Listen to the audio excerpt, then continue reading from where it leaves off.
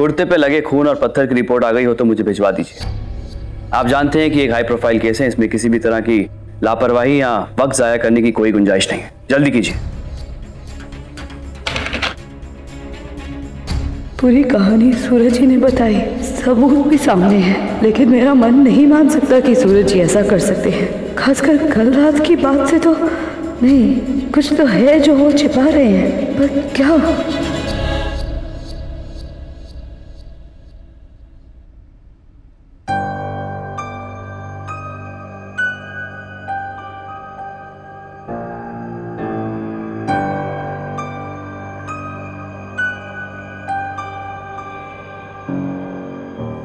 बाबा सा कैसे है अमली? ठीक है।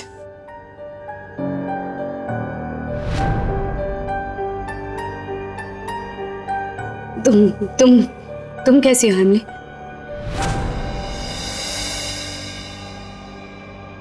ठीक हो जेठानी जी, मैं समझ सकती हूँ आप अभी किस दुविधा से गुजर रही है,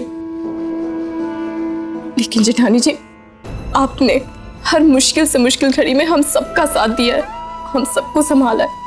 आपको नहीं टूटना है, आपको हिम्मत रखनी है, सब ठीक हो जाएगा।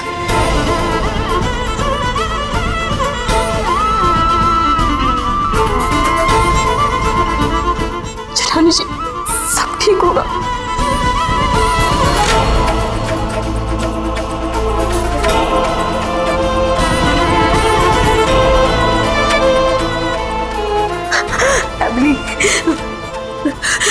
सारे सबूत यही कह रहे हैं कि ये अपराध सूरज जी ने किया है, लेकिन पता नहीं क्यों मेरा मन नहीं मानता। सूरज जी ऐसा नहीं कर सकते अमली, मेरा मन ये बात मानने को तैयार ही नहीं। मैं क्या करूं? जेठानी जी मन तो मेरा भी नहीं मान रहा कि जेठ जी कभी भी ऐसी घटिया हरकत कर सकते हैं। जिस इंसान ने पूरे जीवन में सिर्फ रिश्तों को अहमियत दी, वो इंसान पैसों के लिए रिश्तों का कत्ल नहीं कर सकता।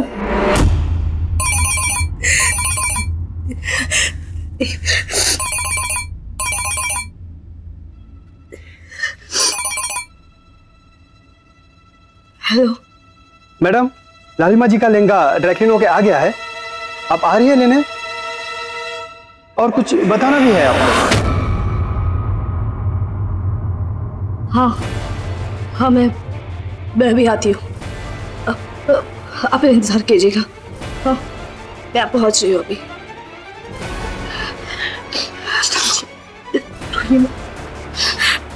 मुझे अभी निकलना होगा। मैं तुम एक काम करो, मेरे साथ ही चलो,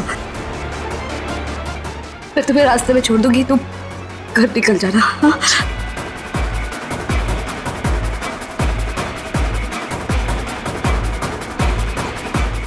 चलो।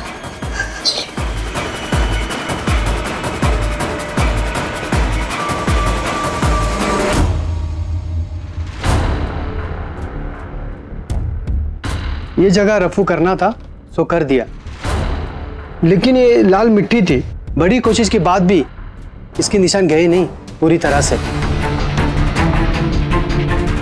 लाल मिट्टी?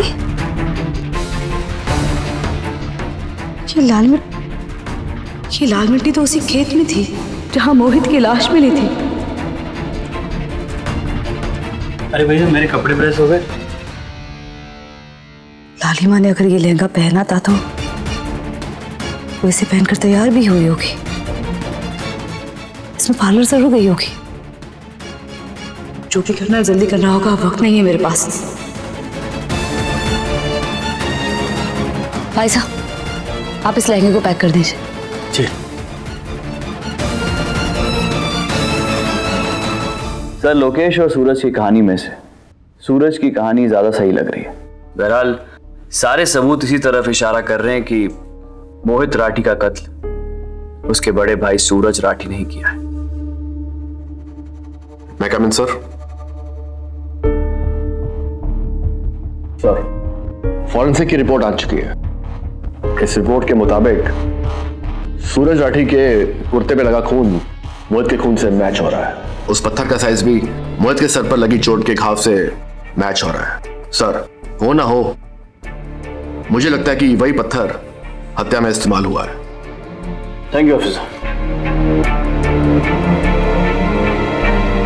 लीजिए सर, एक और सबूत, और ये भी सूरज राठी के खिलाफ है सर। मिस्टर सत्यदेव, हो सकता है आप जो भी कह रहे हैं बिल्कुल सच कह रहे हैं, लेकिन उसका मतलब ये नहीं होता कि हम लोकेश की कहानी को नजरअंदाज कर दें। आप सही कह रहे हैं। जहां तक लोकेश की कहानी का सवाल है, मोहित राठी ने उसे कॉल किया था, लेकिन सूरज के वहां पहुंचने से पहले। और जब तक लोकेश क्राइम स्पॉट पर पहुंचा, मोहित की हत्या ऑलरेडी हो चुकी थी। लोकेश वहां पहुंचा, उसने देखा कि मोहित की बॉडी वहां पर पड़ी है। वो बौखला गया होगा, उसे समझ में नहीं आया होगा कि उसे क्या करना चाहिए। तो हो सकता है कि उसने मोहित की बॉडी को उठाकर कुएं में डाल दिया हो। उसके बाद लोकेश भी वहां से चला गया। इतना कुछ होने के बाद सूरज राठी की वहां फिर से एंट्री होती है, क्योंकि सूरज अपना आखिरी सबूत, यानी कि वो पत्थर जिससे उसने मोहित राठी की हत्या की थी, उसे वहां से हटाना चाहता था। सूरज ने सबूत मिटाने के लिए उस पत्थर को उसी कुएं में फेंक दिया जिस कुएं में मोहित राठी की बॉडी पड़ी हुई थी। उसके बाद वो भी क्राइम स्पॉट से निकल गया। सब कुछ ठीक है सर, सब कुछ सही है। सिर्फ एक बात मुझे समझ में नहीं आ रही, ये लोकेश की कहानी और उसकी बयान के हिसाब से उसने बताया था कि उसकी मोहित के साथ हाथापाई होती। अब ये समझ में नहीं आ रहा कि किसी मरे हुए इंसान के साथ कोई हाथापाई कैसे कर सकता है। इससे ये बात साफ है कि लोकेश हमसे झूठ कह रहा है, हमें गुमराह करने की कोशिश कर रहा है। लेकिन वो ये सब क्यों कर रहा है, ये जानने के लिए हमारी इन्वेस्टिगेशन जारी है सर। सत्यदेव, अब सवाल ये उठता है कि लोकेश ने झूठ क्यों बोला। इसके पीछे असली कहानी क्या है, इसका जल्द से जल्द पता लगाओ। इस केस की कोई भी कड़ी हमसे छूटनी नहीं चाहिए, याद रखना, वरना असली मुजरिम को कोर्ट में भाग जाने का रास्ता मिल जाएगा। Anyhow, I'm really proud of you कि तुम दोनों ने कड़ी मेहनत की और असली मुजरिम तक पहुंचे। Thank you sir. और इस केस को CIB तक जाने से रोका, वरना तुम जानते हो कि डिपार्टमेंट की कितनी बड़ी बदनामी होती। लेकिन अफसोस इस बात का है कि मोहित राठी का कातिल संजय राठी का पति है। Anyway, कल हम कोर्ट में इस केस को प्रेजेंट करेंगे। इसके साथ साथ मीडिया को भी इस केस के बारे में सब कुछ पता चल जाएगा, और हो सकता है वो फिर से इस केस की धज्जियां उड़ाए। मीडिया के सामने कातिल को लाने से लोगों के मन में डर कम होगा और उनका खोया विश्वास वापस आएगा। ये देखिए, ये लड़की 16 दिसंबर को अपनी सगाई के लिए आपके पास तैयार होने के लिए आई थी इसी पार्लर में। इसकी कोई पिक्चर ली थी क्या, कोई फोटो? जब ये तैयार हो गई थी पूरी तरह से, ऐसी पिक्चर लेते हैं ना आप लोग? जी हाँ, मैं पहचान गई इसे। इसकी फोटो भी है हमारे पास में। एक मिनट। हाँ,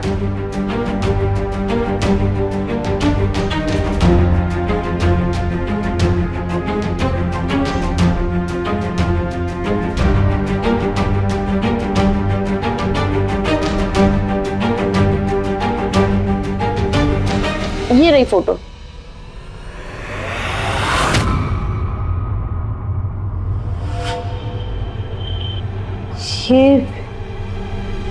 यही लहंगा पहनकर ये यहाँ से गई थी। लालिमा ने सगाई के दिन मीनाक्षी का दिया हुआ लहंगा पहना था, और वो मिट्टी के दाग बता रहे हैं कि उस दिन लालिमा उसी खेत में गई थी। इसका मतलब लालिमा झूठ बोल रही थी। वो लहंगे की बात इसलिए छिपा रही थी कि वो शायद इस लहंगे में खेत में गई थी। आपको याद है कि ये उस दिन 16 नवंबर को यहाँ से तैयार होकर कितने बजे तक गई थी? हाँ, एक मिनट।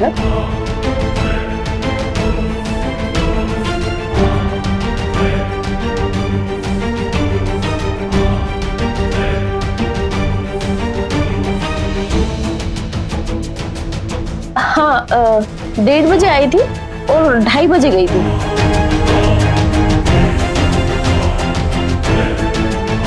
आपको याद है कि उस दिन कुछ अटपटा लगा, आपको कुछ याद रह गया? वो उस वक्त किसी से फोन पर बात कर रही थी और कह रही थी कि यहाँ से रेडी होकर सीधा खेत पर जाएगी। और मुझे थोड़ा सा अजीब सा लगा कि इतना रेडी होकर कोई खेत पर, बस इसीलिए मुझे याद रह गया। लालिमा किसी से भी बात कर रही हो, लेकिन वो यहाँ से सीधा खेत पर गई, जहाँ पहुँचने में उसे ज्यादा से ज्यादा 15 मिनट लगे होंगे, तो वो अंदाजन 2:45 तक पहुँच गई हो।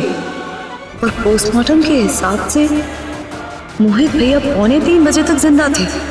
मतलब लालिमा वहां मोहित से मिली जब वो जिंदा थे, लेकिन ये बात लालिमा ने किसी को नहीं बताई। आखिर लालिमा छिपा क्यों रही है? क्या लालिमा मोहित की कातिल हो सकती है, या फिर मोहित के कातिल से उसका कोई संबंध है?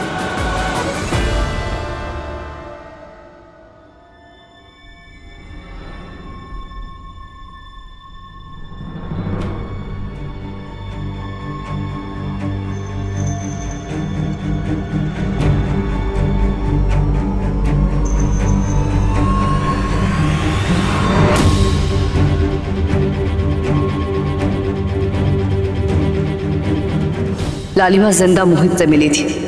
वो इस केस की महत्वपूर्ण कड़ी साबित हो सकती है। उसके झूठ के पीछे भी कोई राज छिपा हो सकता है। चेक करना पड़ेगा।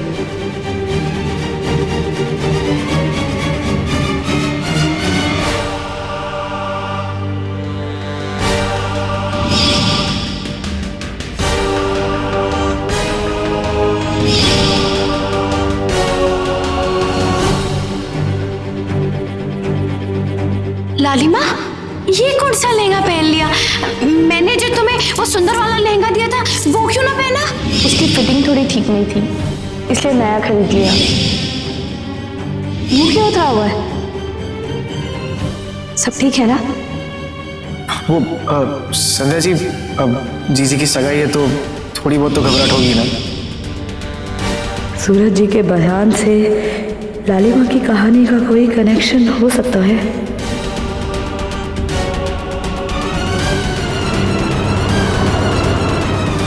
मुझे लालिमा से बात करनी होगी।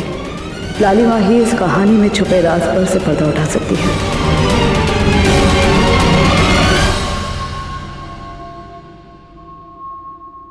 पापा को ऑपरेशन के लिए लेके जाने वाले हैं जी। अभी एमिली से बात हुई फोन पे। घर का माहौल बहुत खराब है। पापा साहब तो सदमे में आ गए। क्या हो गया जी? मुझे तो अभी यकीन ना हो रहा कि जेठ जी मोहित भैया की हत्या कर सके हैं। नहीं, ऐसे कैसे हो सके? आप क्यों चुप खड़े हो? आप तो कुछ बोलो। कल पुलिस है ना, कोर्ट ले जा रही है। अब क्या होगा? क्या सचमुच में जेठ जी को सजा मिल जाएगी मोहित भैया की हत्या के लिए? हाँ, पता ना क्या होने वाला है। हमारा दिल बैठा जा रहा है कि सचमुच जेठ जी ने हत्या करी है। आप क्यों ना कुछ बोल रहे हो? क्या सच में जेठ जी ने हत्या कर दी मोहित भैया की? ऐसा क्यों कर दिया उन्होंने? सारे सबूत उनके खिलाफ है। आप क्यों चुप खड़े हो? क्यों ना? पता मीना, मुझे नहीं पता कि कल क्या होगा क्या नहीं, लेकिन इस वक्त मैं इस बारे में कोई बात नहीं करना चाहता मीना। विक्रम, कई बार बड़े सुन तो ना लिया। मायने आए।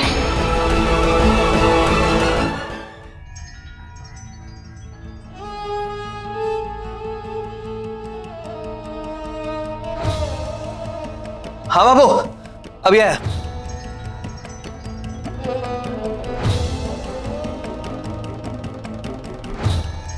इन्हें ऑपरेशन के लिए प्रिपेयर करो। Yes ma'am. Excuse me. क्या हो? इतना चिल्ला क्यों रहे तू? भाभू, ये मीना ना समझती नहीं है। भाभू बोल मीना। वो डांटते रहते ना, बस वही डांट रहे थे। एक नंबर की गिलेरी है बाबू, तू तो जानती है। सूरज ने फोन लगा कर कहते कि मारे को ना ऑपरेशन करने के लिए ले जा रहे हैं। बताते उसे, वरना वो बेमतलब में परेशान होगा। हाँ, मैं बोलता हूँ बाबू, तू चिंता ना कर बाबू, मैं बता दूंगा भैया को। हाँ मीना, याद से फोन करें। हाँ जी। चल मीना। लालिमा, लालिमा, लालिमा। जेठानी जी, जेठानी जी जरा धीरे। पापा साहब को बहुत मुश्किल से नींद आई है। बात क्या हुई है? लालिमा कहाँ है? लालिमा तो कल रात को ही गांव चली गई। लोकेश बता रहा था कि उनके गांव में किसी की तबीयत खराब हुई है, तो वो उनसे मिलने गई है। पर बात क्या हुई है? कहाँ चली गई? लोकेश कहाँ है? लोकेश तो बाहर किसी काम से गया, बस आता ही होगा। जेठानी जी, मैं परी को देखकर आती हूँ।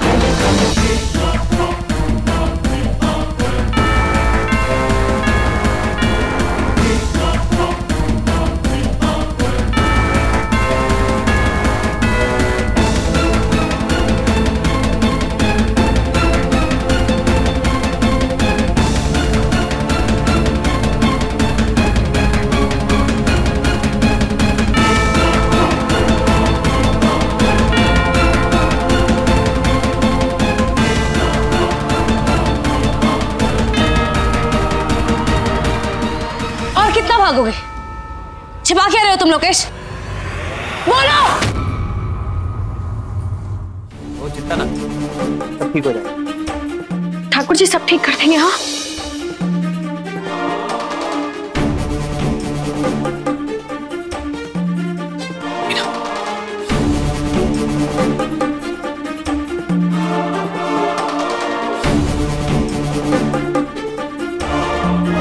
बाबू तू बिल्कुल भी चिंता मत कर बाबू। पुष्कर के सनसनीखेज मोहित हत्याकांड का आखिरकार खुलासा हो ही गया। मोहित राठी की हत्या उन्हीं के बड़े भाई सूरज राठी ने की है। पुलिस ने इस केस का पर्दाफाश करते हुए सूरज राठी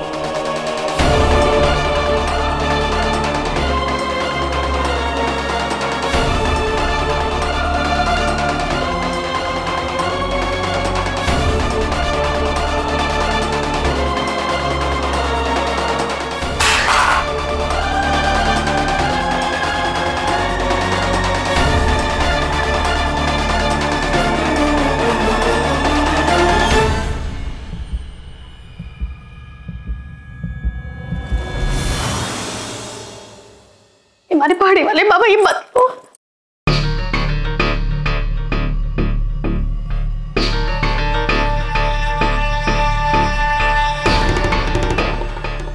मैं तुम्हें अपना माना और तुम अपनी बहन को बचाने के लिए ये खेल खेल रहे हो। ये बिल्कुल झूठ है। आप प्लीज मेरी जीजी को बीच में मत लाइए।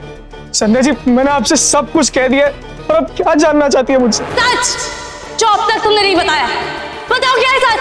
तुमको सब सच बताया। मैं बिल्कुल झूठ नहीं कहा आपसे। झूठ बोलना बंद करो लोकेश, मैं बहुत कुछ जान चुकी हूँ। जी मेरी बात मानिए, मैं सब कुछ सच कह रहा हूँ, मैं कुछ झूठ नहीं बोल रहा। पुलिस स्टेशन लेकर जाओ इसे, कस्टडी में रखना। मैं कह रहा हूँ ना। चलो बैठो बैठो बैठो।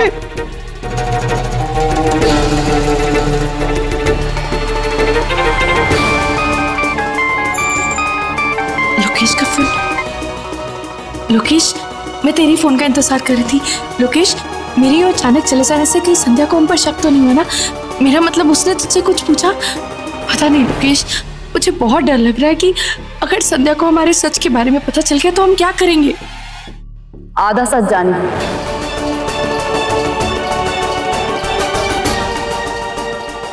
पूरा जानने के लिए ही तुम्हें फोन किया।